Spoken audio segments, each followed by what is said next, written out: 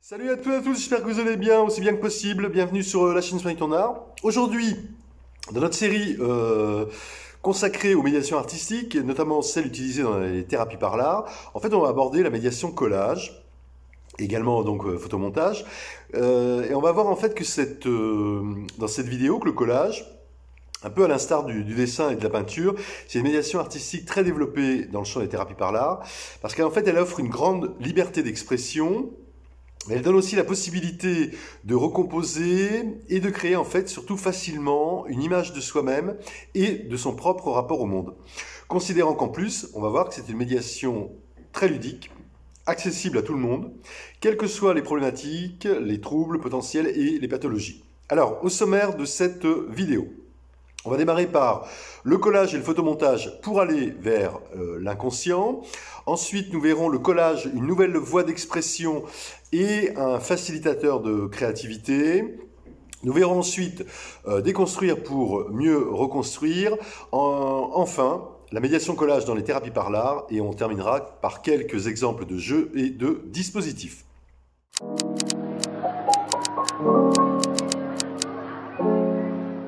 Ce qu'on peut dire, c'est connu depuis des siècles, en fait. La technique du collage, en fait, a toujours plus ou moins amusé, voire fasciné. Ceci, en fait, notamment par le jeu on pourrait dire des juxtapositions, d'images plutôt insolites, et surtout par, en fait, la notion de détournement, qui est toujours reliée, en fait, à la question du collage.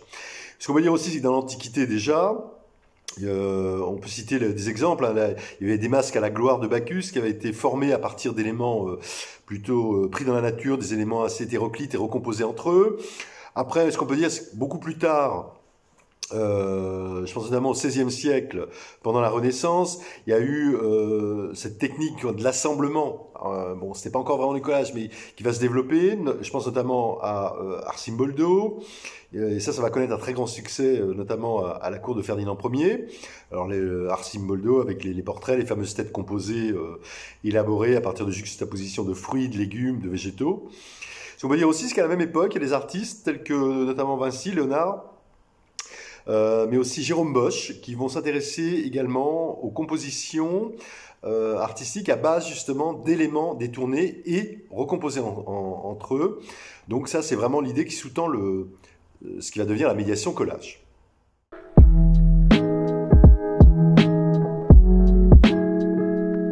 Alors voyons le collage donc, et le photomontage pour aller vers l'inconscient. Ce qu'on peut dire, c'est que sur un plan artistique, donc la technique du collage connue depuis très longtemps, mais que c'est réellement au début du XXe siècle qu'elle va émerger et se développer en fait particulièrement à partir des procédés du photomontage. Alors il y a les dada évidemment, les dadaïstes, qui vont beaucoup utiliser le photomontage, qui pour eux, le dada, en fait, c'est pour un moyen de diffuser des messages, notamment, avec cette idée derrière, toujours l'engagement politique dada, de faire réfléchir, en fait, sur l'évolution de la société.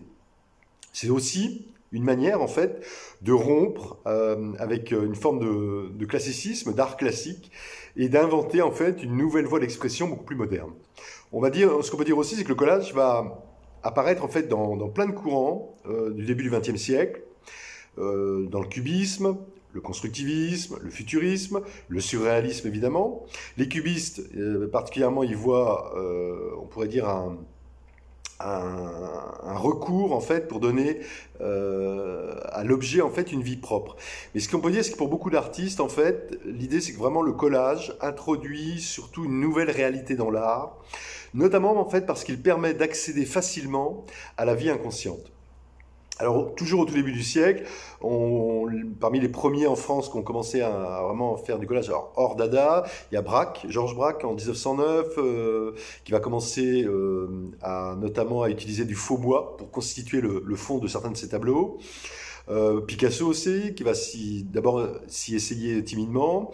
Braque ensuite, mais avec Picasso, et on peut citer aussi Juan Gris, vont commencer à coller des papiers, des coupures de journaux sur certains de leurs tableaux. Alors, il faut bien voir qu'à cette époque, le collage n'est pas encore l'objet même du tableau, mais il commence en fait à se développer fortement, et alors, sachant ça va particulièrement être le cas en France avec les surréalistes. Ailleurs qu'en France, au début du XXe siècle, on peut citer en Russie une plasticienne russe Olga Rosanova, qui va rejoindre le mouvement suprémaciste, qui est l'une vraiment des premières artistes en fait à faire du collage un art à part entière. Et dans les années 1910, elle va réaliser des collages très abstraits qui incorporent des triangles, notamment de papier coloré. Et elle va faire une série, une assez grosse série de collages appelée La guerre universelle. On mettra une photo. Et c'est vraiment le début du collage en tant que, on pourrait dire, art à part entière. En Allemagne, on peut citer Kurt Schwitters, donc animateur du mouvement Dada en Allemagne, qui va développer lui l'idée du combine painting, ce qu'il appelle donc du technique mixte en fait, en associant le collage à la peinture. Ça va beaucoup se développer, hein, notamment chez les surréalistes. Et là, c'est là où on peut dire que c'est surtout en France, c'est surtout par justement les surréalistes que le collage et le photomontage va se développer le plus fortement. Donc là, ça va être Breton, Dali, Ernst, Picabia, Magritte, Arp aussi, qui vont soit utiliser le collage soit en tant que médium à part entière, soit en l'associant encore une fois avec un autre médium pour développer des médias mixtes. Alors, petit retour sur les surréalistes. Ernst, ça je vous renvoie à la vidéo qu'on a faite sur lui, hein, qui va, au début des années 20, qui va réaliser de nombreux collages d'objets notamment, puis alors faire beaucoup surtout de photomontage, en superposant notamment des... Alors lui, Ernst va superposer des reproductions de gravures, qui lui découpe très minutieusement au scalpel, alors aussi dans des journaux scientifiques, dans des ouvrages d'art, des livres érotiques, qui mélangent tout ça. Harp, lui de son côté, va s'amuser, là c'est côté un peu dada aussi, à déchirer des morceaux de journaux, d'affiches, de publicités, à les lancer ensuite en l'air, avec toujours cette idée de faire intervenir le hasard, puis en fait à les coller une fois qu'ils sont tombés au hasard, comme ça, et voir ce que ça donne en les agençant comme ça d'eux-mêmes. Voilà. Et après seulement ils les collent. En fait, ce qu'il faut voir, c'est que selon les surréalistes, l'idée c'est que le collage, en fait, fait la part belle à la vie inconsciente et au rêve. Et puis en fait, ce qu'il faut voir aussi, c'est que pour eux, c'est un excellent moyen, en fait, de créer de nouvelles images à partir d'images existantes.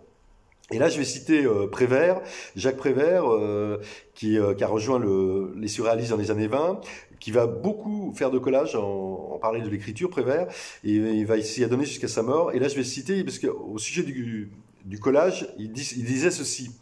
Le mot image veut dire ce qu'il veut dire, ce qu'on lui fait dire, aussi bien ce que les gens ont appelé une métaphore. C'est un mot un peu drôle, un peu savant, comme une figure ou un visage de rhétorique. Toutes ces choses ont des noms. Mais du moment qu'on écrit avec de l'encre ou un crayon, on peut faire des images aussi, surtout comme moi, quand on ne sait pas dessiner. On peut faire des images avec de la colle et des ciseaux, et c'est pareil qu'un texte, ça dit la même chose. Fin de la citation de Prévert. Et là, on voit bien tout ce que le collage, en fait, peut aussi représenter en termes d'expression.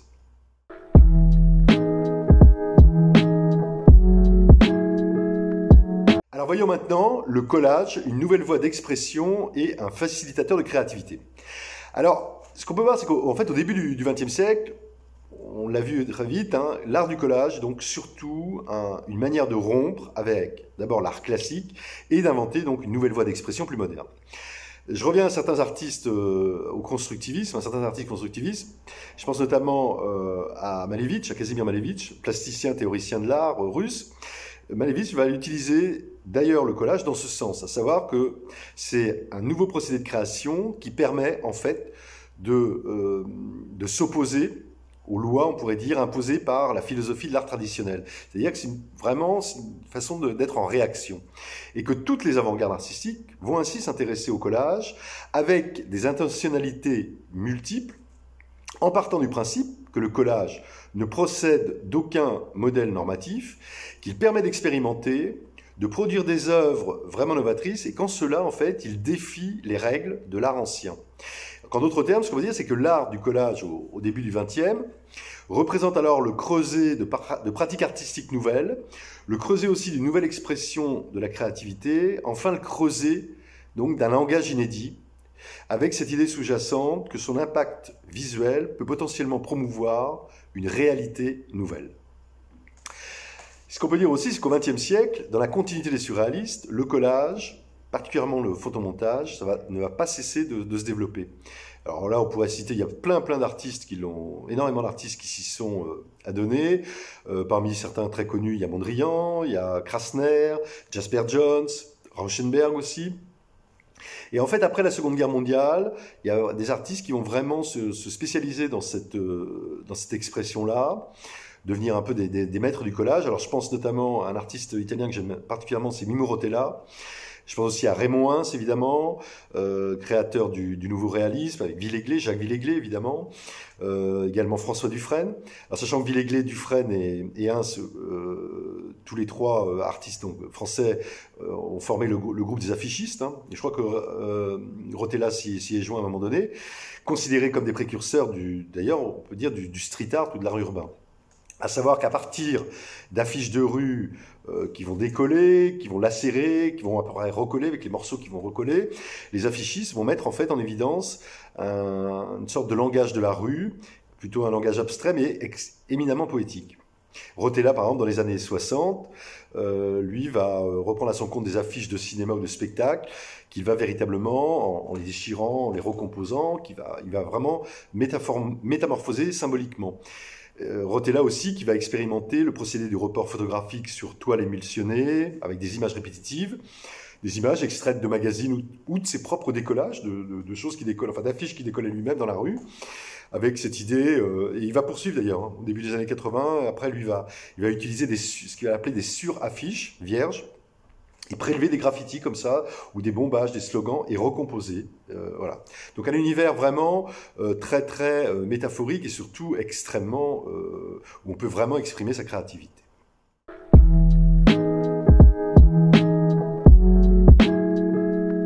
Déconstruire, voyons maintenant, pour mieux reconstruire. Alors là, on pourrait reprendre l'expression de Baudelaire, à savoir qu'avec le collage, en fait, l'idée, c'est qu'il est possible de plonger au cœur alors là, ouvrez les guillemets, du magasin d'images et de signes, en fait, offerts pour le réel, mais dans l'idée, dans l'objectif de le transfigurer, ce dernier, de transfigurer le réel. C'est ça l'idée. Prendre des images du réel pour le transfigurer, en fait. Et que l'art du collage, on pourrait dire, et du photomontage, en ce sens, désacralise d'une certaine façon, ouvre la voie au hasard, au transitoire, à l'aléatoire, on pourrait dire à l'inopiné, au disparate aussi, et que plus encore, ce qui est intéressant, c'est qu'il permet de dépayser, de perturber, de déstabiliser, voire de provoquer.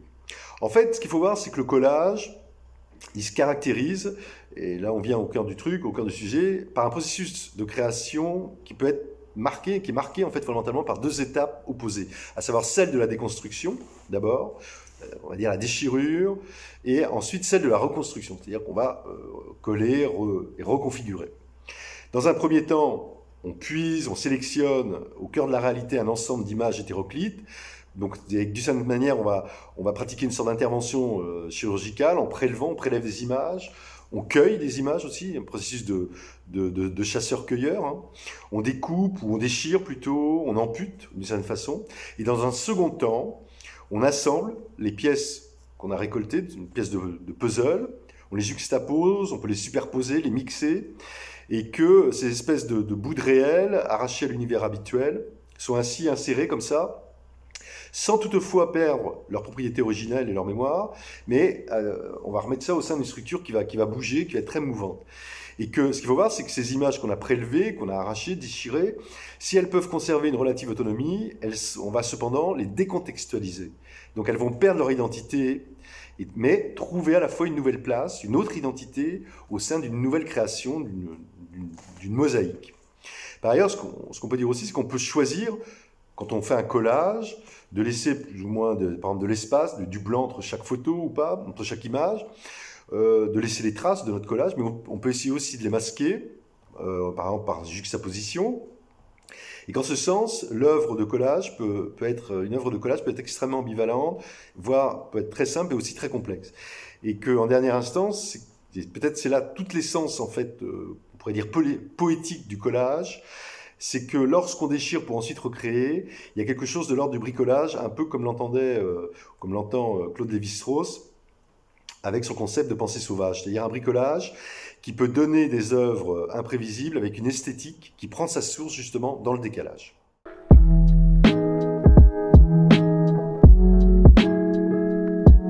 Alors voyons maintenant la médiation collage dans les thérapies par l'art. À travers les différents exemples que j'ai pu citer, dont j'ai pu parler précédemment, on voit bien que le collage est une médiation artistique d'abord très ludique, en fait. C'est ça l'idée. Donc, à partir du moment où c'est ludique, il y a du jeu, du plaisir, là je renvoie au Winnicott, donc ça permet de développer facilement la créativité, et surtout ça offre une grande liberté d'expression. Avec des images figuratives découpées ou déchirées, on peut produire, c'est ça qui est aussi très intéressant, des créations qui peuvent être éminemment abstraites, non figuratives, très abstraites, source d'ouverture métaphorique. On peut également détourner le sens des images, j'en parlais au tout début, et donc construire des univers très décalés. Le collage est donc une médiation, source d'ouverture métaphorique qui favorise fondamentalement le processus de création, qui facilite l'expression de la créativité. Par ailleurs, c'est une médiation très complète, car elle permet une expression très facile de son moi à travers les différentes étapes du processus de création, à savoir la première étape, on a déjà vu, la recherche d'images, la collecte d'images, le choix, etc. La façon de les découper, la façon de les déchirer, ensuite la manière de les assembler, la manière de les coller, etc.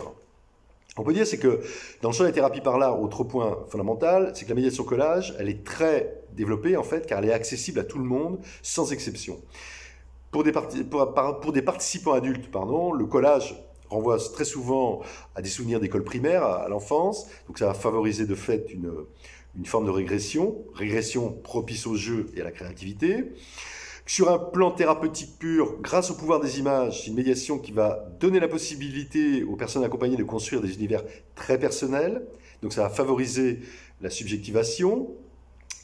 Choisir une image parmi d'autres et ou se laisser choisir par une image n'est pas un acte neutre. À savoir qu'on ne déchire pas ou ne découpe pas une photo par hasard. C'est-à-dire qu'à un moment précis où on s'arrête sur une photo, il y a une forte expression des ressentis et il y a une émergence potentielle des conflits inconscients. Et donc, en ce sens, dans le collage, les images sont vraiment des supports qui vont inciter à la projection et qui facilitent les représentations. Par ailleurs, et toujours un peu dans ce ordre d'idée, dans la médiation collage, il y a donc un véritable processus de libre association qui va opérer entre donc les multiples images qui sont triturées, et puis l'une d'elles, au détour par exemple d'une page, quand on feuillette un magazine ou une revue, une image qui va entrer en résonance avec une image interne qui nous est propre. C'est donc un véritable travail inconscient qui trouve matière à expression et à représentation qui va déboucher sur une création qui sera donc de fait très subjective. Que les images d'un magazine, à partir du moment où elles sont choisies, découpées ou déchirées, puis collées sur un support, vont ainsi devenir, par extension, les images internes de la personne qui le fait, la personne en pleine création. Il y a donc ainsi une forme de transformation qui va opérer sur deux plans. Sur les images mêmes, mais aussi sur la personne qui joue avec ces images.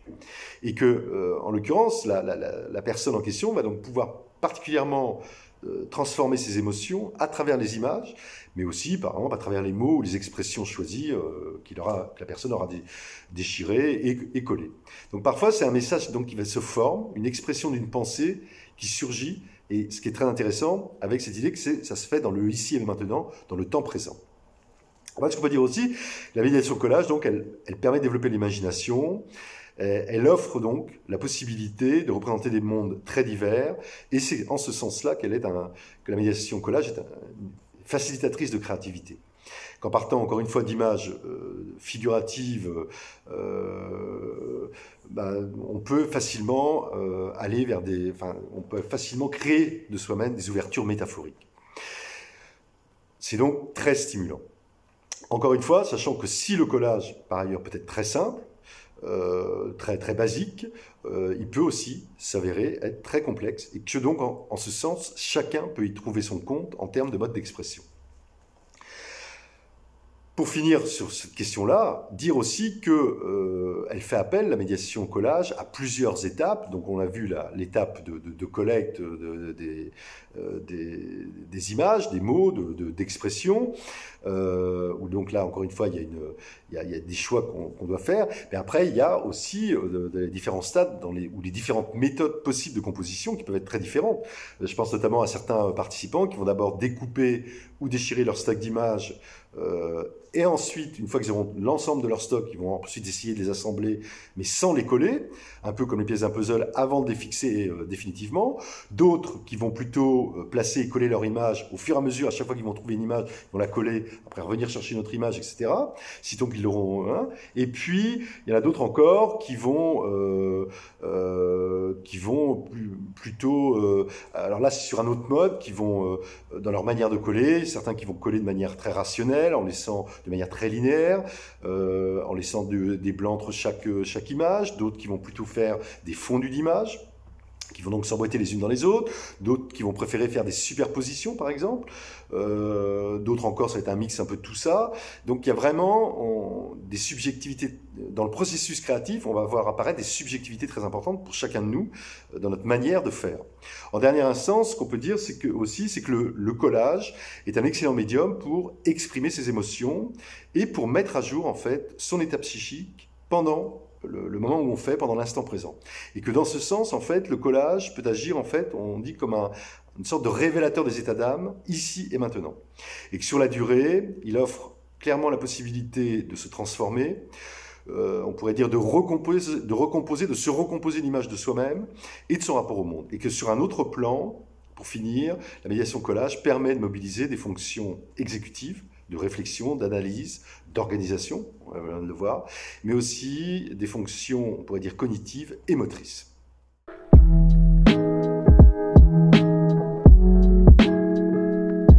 Alors, pour finir, quelques petits exemples de jeux de dispositifs, en séance par exemple de thérapie par l'art ou seul. Hein. Alors par exemple, en séance de thérapie, le thérapeute qui propose de coller une image sur une feuille, sur un thème précis, au centre de la feuille, par exemple, pour chaque participant. Et chaque participant doit ensuite, à partir de cette image imposée, la poursuivre, la développer à partir d'autres photos que lui-même, le participant, va aller choisir, sélectionner, déchirer, etc., de photos, de mots, etc., pour après en faire une création complète. Donc là, ça peut être un peu de l'ordre du collage et de l'imaginaire. Il y a aussi le collage et les tournements, où là, à partir, par exemple, je sais pas, d'une publicité trouvée dans un magazine, les personnes s'amusent à créer une affiche en la détournant complètement l'idée de la publicité initiale pour en faire une autre, à partir là d'images et de mots collectés sur la fiche initiale et collés.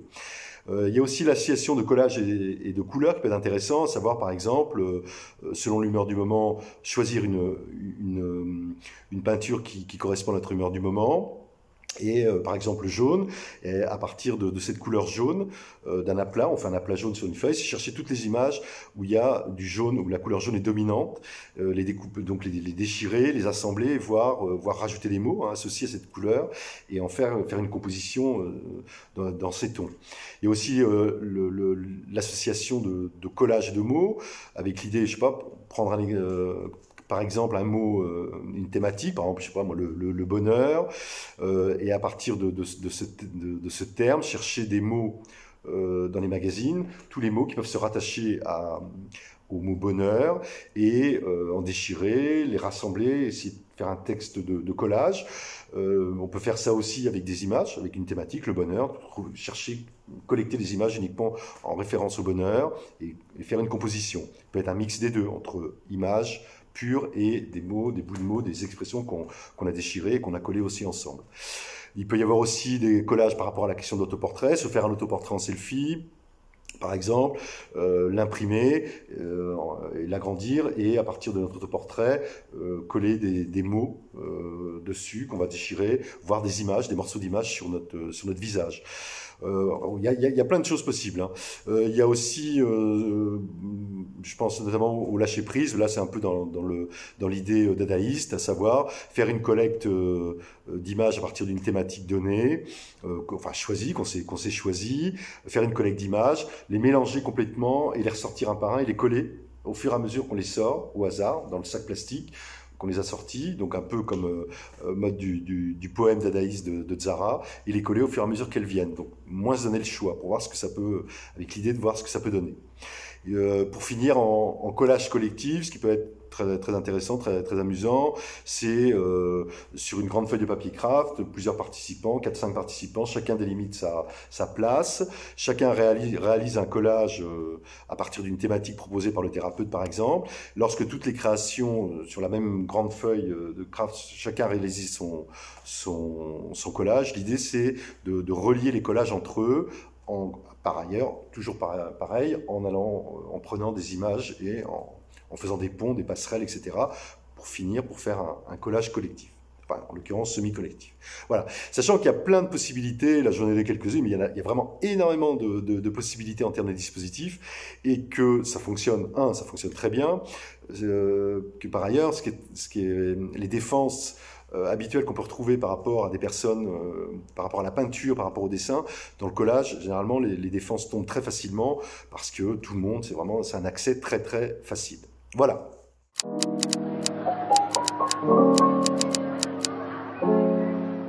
Alors à lire sur cette question de la médiation collage, en premier, Jean Broustra, Expression et psychose, atelier thérapeutique d'expression, publié en 1988.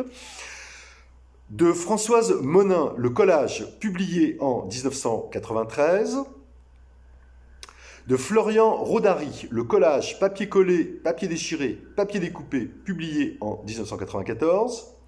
De Robert Brahem, Collage et techniques mixtes, publié en 2010. De Jean-Yves Bosseur, Le collage d'un art à l'autre, publié en 2010 également. D'Elisabeth Grimaud, Collage et art visuel, publié en 2012. Enfin, de Ouvrage collectif sous la direction d'André Stas, Collage au pluriel, publié en 2013. Voilà. Si vous souhaitez réagir ou me contacter au sujet de cette émission, toutes les coordonnées, comme d'habitude, dans la description de la chaîne. Si vous avez apprécié cette vidéo, n'hésitez pas à liker, partager, à vous abonner et surtout à cliquer sur la cloche pour être prévenu des prochaines. Sinon, d'ici là, portez-vous surtout le mieux possible et surtout, n'oubliez pas de soigner votre art. Bye bye, à bientôt.